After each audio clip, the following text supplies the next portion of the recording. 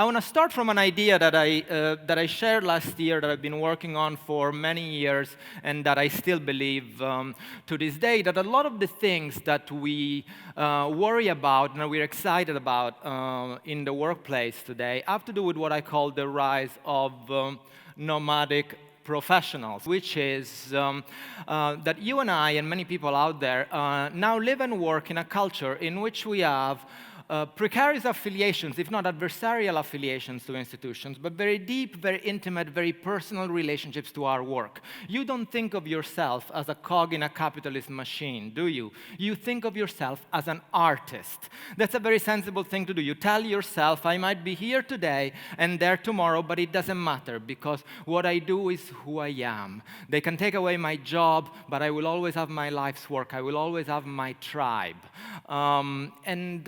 In fact, it even goes further. You tell yourself, if what I do is good, if I am good, I can do it here today and there tomorrow. In that way, mobility has become a kind of morality. And it's sensible to think of yourself as an artist, because in order to live in that kind of world, you need to be prepared for a lot of beauty, but also for a lot of pain. A world in which mobility is morality does two things to us. It brings us a lot of freedom, a lot of flexibility. It also brings us a heavy burden of anxiety. In a couple of words, it will free you up, but it would also freak you out. And of course, that makes it sensible to think of yourself as an artist, because you're going to need two capacities that artists have long cultivated: the capacity to love your work and also the capacity to lose it. And in order to love well, and in order to lose well, and to do great work out of that, of course, you need, most of all, the capacity to learn, the capacity to keep learning. You've heard this idea over and over again, that we are all learning for a living these days, and it's important to think about what it is and how it is that we are learning. And what I want to say is there's a lot of merit in this idea. In fact, individuals have embraced it entirely. Organizations have also embraced it. You can see the decline of the traditional employment contract, the old deal where if I was good, I would get a job for life, has actually gone hand in hand with the rise of investment and the discourse of learning. Large companies these days have completely embraced the language of educational institutions. They no longer have headquarters. What they have is campuses. They fire you and they call you an alumn. We are not very far from the first CEO who's going to change his or her title to dean. Because at the end of the day, what are we here for? We are here to learn. We are here to learn with each other. We are here to learn from each other. We are here to get better at learning. And I want to spend the rest of the time I have here to say this idea that we ought to be learning for a living has a lot of merit, but also it's absolutely not new. It's been like that all along. I also do want to ask that question, what makes us human? Because if we're supposed to preserve and celebrate our humanity, we might as well know what humanity is. And then I want to put it all together and say that actually learning and humanity have always and will always go hand in hand. No learning, no human. But we ought to think about what kind of learning really makes us human and what kind of learning doesn't quite make the cut. And in order to do that, because I only have 10 minutes left, please allow me to put aside the economics, the psychology, the philosophy of learning, and get back, as Tim was saying, the real basics, to the biology of learning. Because at the end of the day, at least up to now, you and I are what? What are you and I? Humans is the glorified term.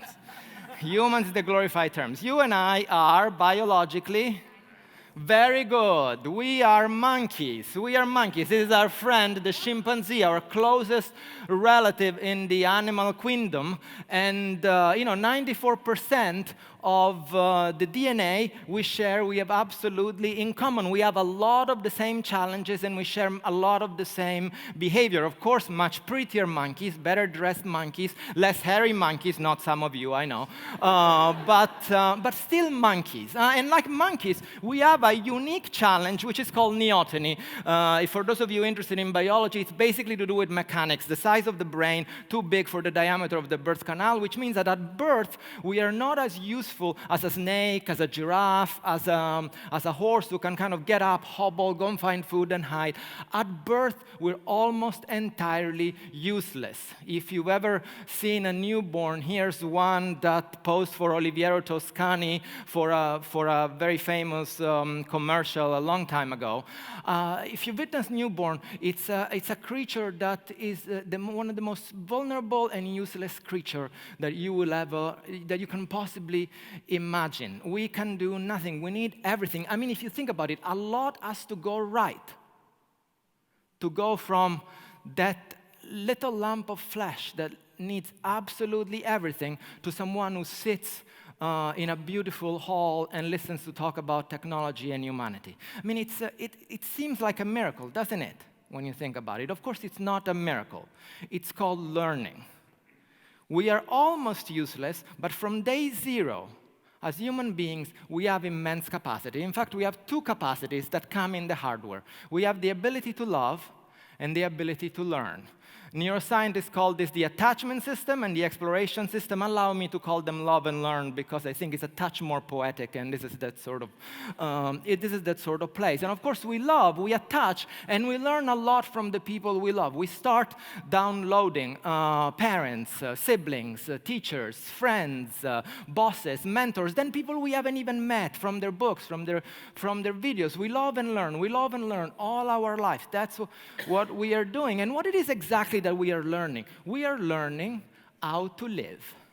We are learning how to live. Now, let's go back to the monkey. If you think of the monkey, what is the first order of business? What is the first question that the monkey needs to answer? What does the monkey need to learn at the most fundamental level? How can I find a banana? Exactly. How can I find a banana? Let's say the monkey is lucky. Someone shows up, says, hey, little monkey, here it is. And the monkey eats the banana, has a little place to eat it, shelter from predators, goes to sleep, wakes up tomorrow morning. What's the second question the monkey has? How can I find another banana? Exactly. And the monkey is very lucky, gets a second banana, and the day after, another banana, and another banana, and another banana. And at some point, the monkey wakes up, and it's got stronger and a little bit more able to walk around.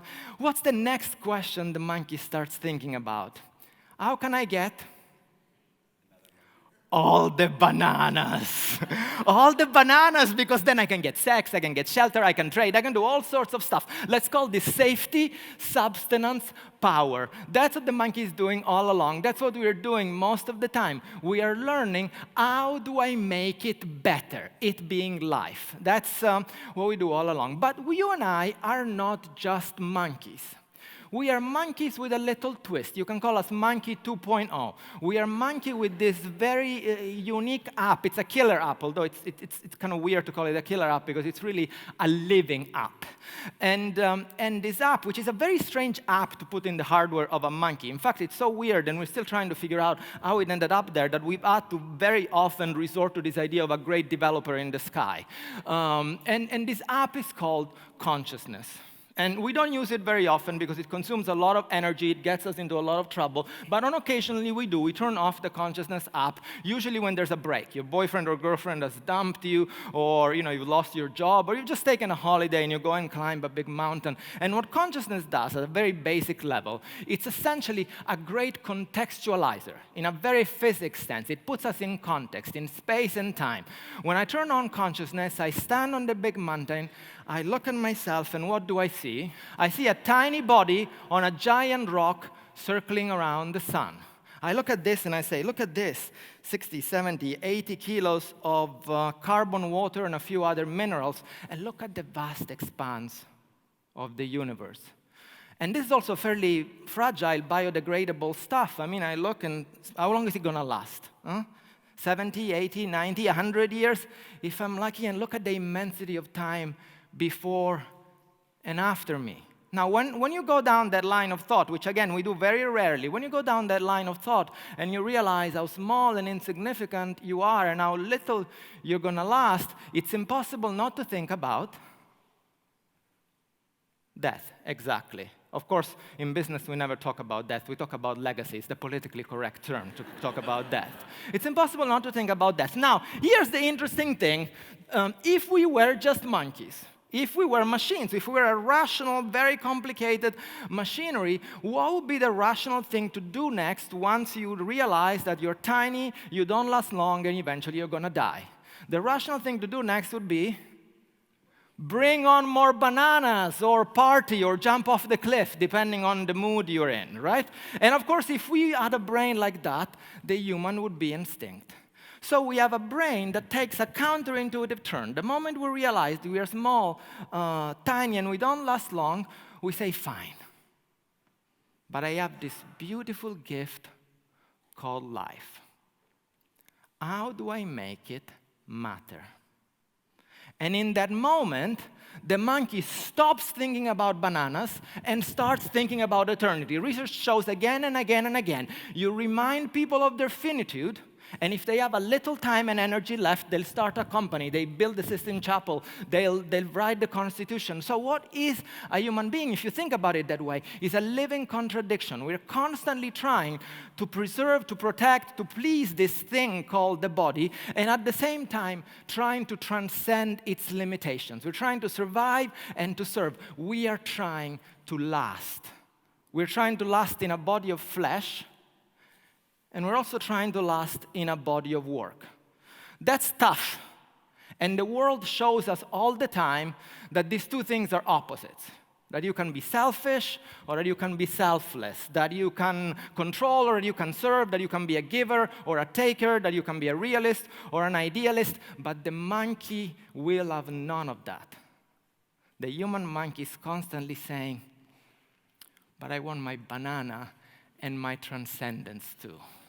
We are constantly looking for that one thing, to be a little technical, that will make it personally fulfilling to let go of the self. There is a word for that. It's love. Now, so what is a human being? A human being is a living contradiction held together by love. And if you think about it, it's not obvious, but all the great institutions, that's what they promise you. Join us, and you can have it both ways. You can have your bananas and your transcendence too. You're going to find the love that will give you the good life. It might be love of God. It might be love of country. It might be love of family. It's the same thing. You will make it personally fulfilling to transcend the self. And my friends, for many of us these days, the place where we go to find love that will give us the good life is work. That is why business, for all we can certainly criticize it, it's hard to shake off. Because on a good day, not every day, but on a good day, it makes it possible for us to get better and also to do something that matters, which is to say, to fulfill our practical needs and our existential needs. And to be human, we need to be able to pursue both. Now, of course, what kind of learning do we need then if we are to pursue both? We need two kinds of learning. Learning that allows us to predict and learning that allows us to imagine. I'm going to submit that one of the reasons why many people these days fear the machines is because they are worried that there might be a world in which we can predict everything and we can imagine nothing. And that, of course, doesn't make us very human. In fact, in my old business, which is psychotherapy, we used to have a word for a situation in which you feel you can predict everything based on data from the past, and your imagination is thwarted. It's called trauma, and it's a very dehumanizing circumstance. Of course, we need data, and we need dreams. We need tools, and we need stories. So what I'm going to submit to you, that what we call these days the tensions between technology and humanity is nothing but the 21st century instantiation of that timeless tension between wanting the data and the tools that allows us to make life better and wanting the stories and the dreams that allows us to have a life that matters. Therefore, if we want to really get better at learning, we need to have learning that allows us to do both. Specifically, we need learning that allows us to get better at doing work that matters. If we only focus on one kind of learning, the learning that allows us to predict or prevent or adapt to the future, the problem is not going to be the machines that will come. The problem is going to be the machines that we will become. Thank you very much.